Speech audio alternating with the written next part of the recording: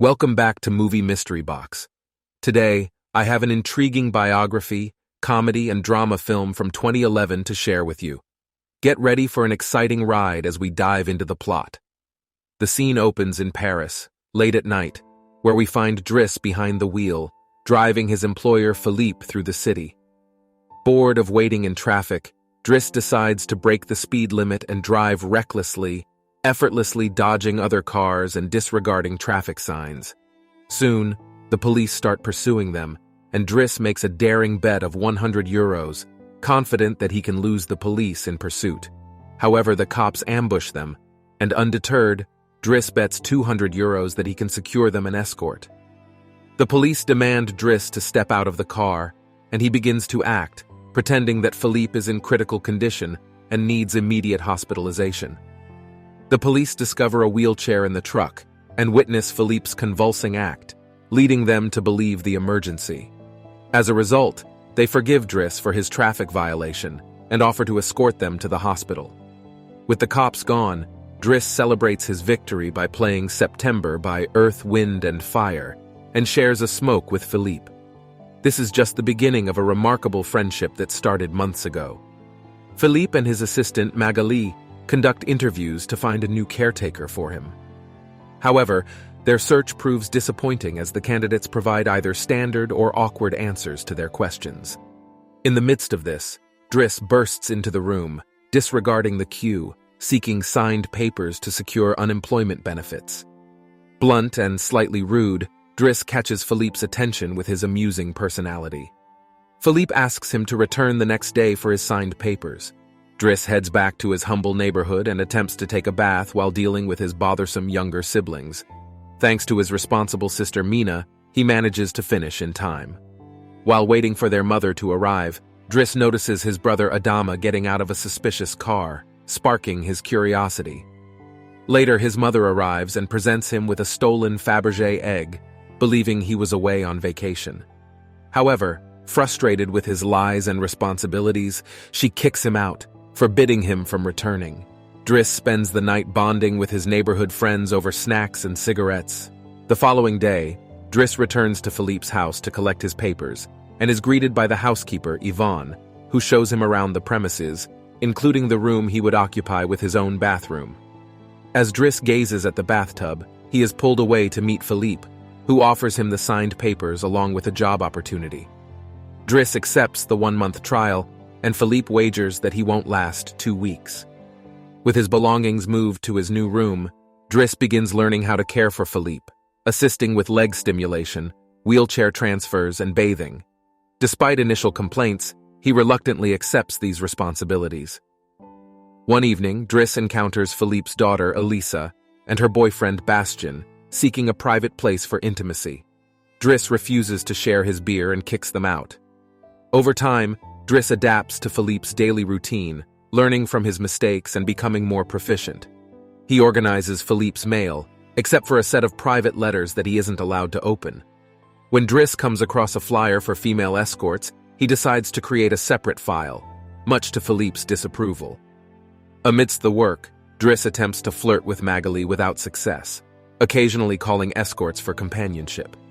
One morning, Yvonne discovers dangerous weapons in Driss's bag, but chooses not to address the matter at the time. Driss's task for the day is to drive Philippe, and he insists on using a luxurious car instead of a van. When a neighbor unlawfully parks in their entrance, Driss confronts him and forcibly convinces him to move the car, impressing Philippe, but not Yvonne.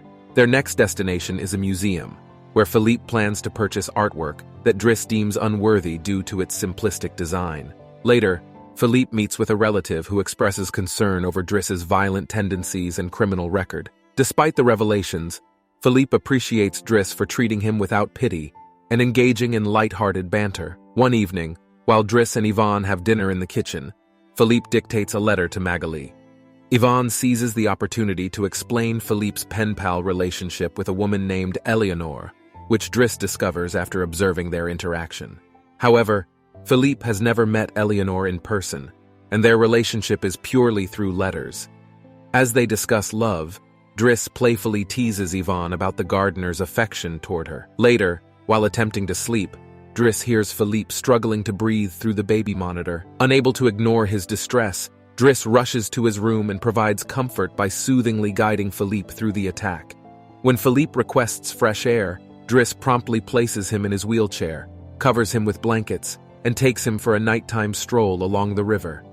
Philippe finds solace in the outing, explaining to Driss that medication can only alleviate so much, and he sometimes experiences phantom pain.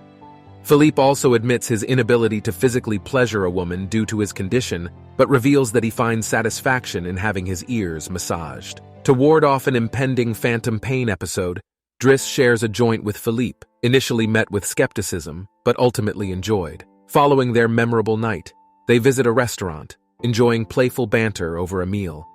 Philippe realizes that Driss has successfully completed his 1-month trial, making him officially hired. Before embarking on their next adventure, Driss must return the stolen Fabergé egg, a symbol of his wife's annual gift, as they had 25 eggs to commemorate their time together. The following day, Driss speaks with Mina, his sister, who expresses frustration over his lack of response to her messages and informs him about the police inquiring about him. Driss then visits Adama, who confesses to being caught with drugs. Despite Driss's invitation to lunch, Adama declines and departs in the same suspicious car as before. Later, Driss is present during Philippe's dictation of a letter to Eleanor, finding the overly flowery language dull and suggesting a more direct approach. Driss seizes the opportunity to call Eleanor using the phone number he discovered in one of the letters, prompting Philippe to break free from the confines of written communication and finally speak to her in person. Their conversation flows effortlessly, and now Philippe finds himself constantly on the phone with Eleanor, even during their outing to the opera, where Driss finds amusement in mocking the costumes. The following day, Driss persuades Philippe to exchange pictures with Eleanor and selects one featuring Philippe in his wheelchair. While painting in his room, Elisa bursts in, requesting cigarettes and teasing him about his artistic endeavors. Angered by her remarks, he dismisses her before meeting with Philippe, who asks Yvonne to change the selected picture to one where he is not quadriplegic. Yvonne discreetly conceals the picture within the escort file just as Driss enters, complaining about Elisa and advising Philippe to discipline her, a suggestion Yvonne supports. Philippe agrees to address the matter with Elisa, but is surprised to learn that Driss has been painting. The days pass, and their friendship deepens as they enjoy playing in the snow, going for runs, and engaging in heartfelt conversations.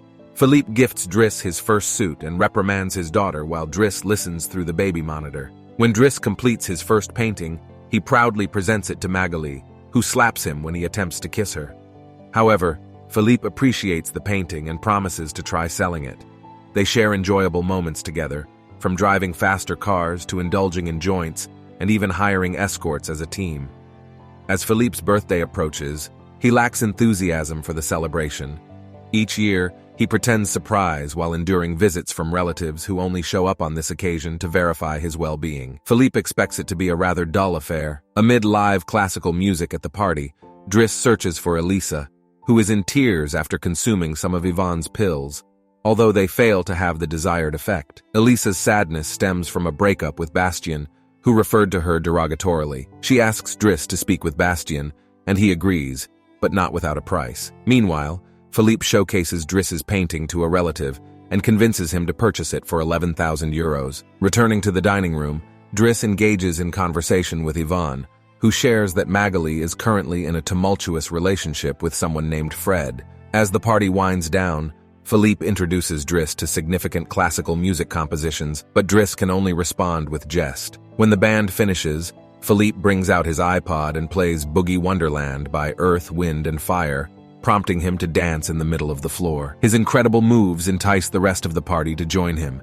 creating an enjoyable spectacle for Philippe. Later, while preparing Philippe for bed, Driss can't resist opening Eleanor's latest letter. The letter includes her photo, revealing her beauty, and suggests they meet when she visits Paris the following week. On the appointed day, Yvonne and Driss spend considerable time dressing Philippe until they find the perfect outfit. As Yvonne will accompany Philippe to the date, Driss seizes the opportunity to visit Bastien, using his day off to demand an apology from him and ask him to bring croissants to Elisa daily, along with fixing his hair. Driss also pays a visit to his mother at her workplace, observing her from a distance. At the restaurant, Philippe and Yvonne wait for Eleanor, who arrives significantly late. After an hour of waiting, Philippe gives up, contacts Driss to arrange a departure, and leaves without noticing Eleanor's arrival. That same night, Philippe takes Driss on his private plane and presents him with the money earned from selling the painting, bringing immense happiness to Driss. The following morning,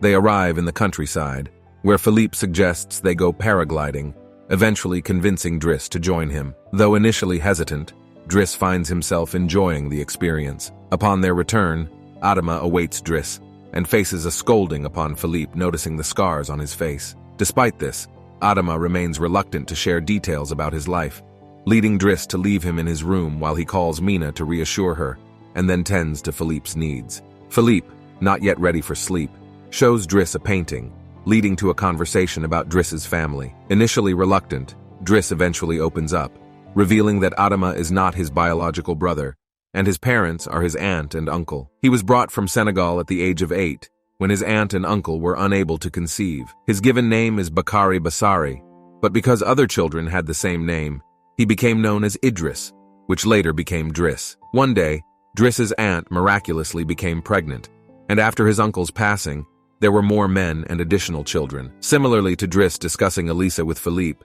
Philippe points out the need for discipline with Adama. Consequently, Philippe dismisses Driss from his employment, allowing him to prioritize his family instead of caring for an elderly man. The next morning, after Bastien arrives with his daily croissant, sporting a new hairstyle, Driss packs his bags in preparation to depart.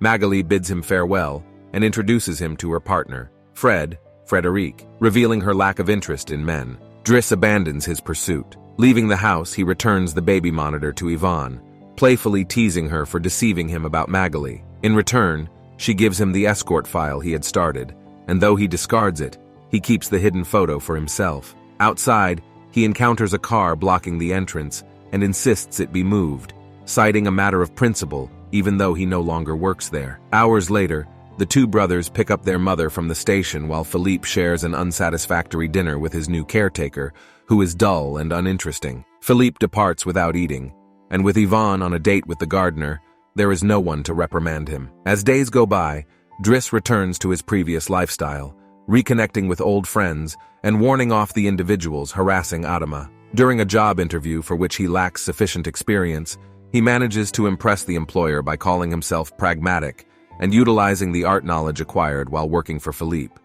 Consequently, he secures a job as a driver. Philippe continues to harbor a dislike for his new caretaker and remains in a perpetually foul mood.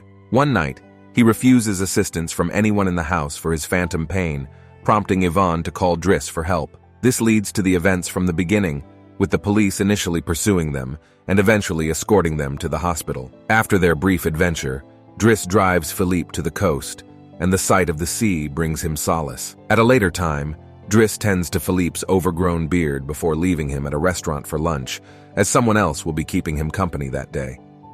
Driss wishes him luck and returns the egg, realizing Philippe won't be alone when he sees his date, Eleanor, who joyfully embraces him, unaffected by his wheelchair. In reality, the true Count Philippe Pozzo de Borgo now resides in Morocco, having remarried and fathered 2 daughters. The real Driss, whose actual name is Abdel Yasmin Sello, owns his own firm and is also married with 3 children. These 2 men remain close friends to this day.